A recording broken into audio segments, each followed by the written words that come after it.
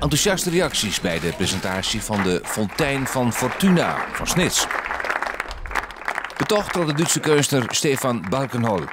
De man met de hoorn des overvloeds verwijst naar Fortuna, de godin van het lok.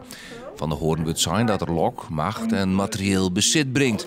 Maar de man stiert stakelijk op een draaiende bal, symbolisch voor het leven dat op een del gaat. Ik möchte auch in dem Fall nicht einfach eine eindeutige Botschaft abbilden, sondern ich glaube, dass es auch durchaus Anlass geben kann für vieldeutige Interpretation. Balkenhol heeft hem inspireren litten tot de Snitse geschiedenis. De stad heeft een rijk verliezen aan relaties met Duitse handelers en arbeiders die naar Snits kwamen en plak vonden. En ik met die handel ziet het de ene keer mooi en de andere keer tjen. Op 14 dagen praat de gemeente hier van Zuidwest-Friesland over de fontein.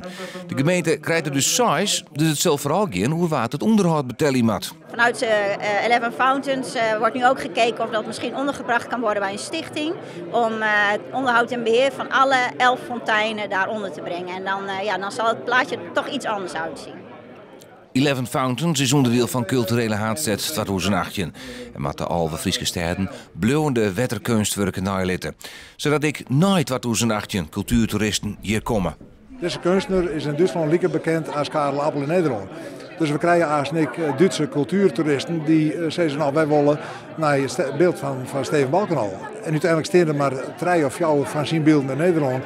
Dus dat trekt wel mensen vanuit de wetterpad naar deze fontein en dan de stedingen. Dus je krijgt weer een win-win situatie.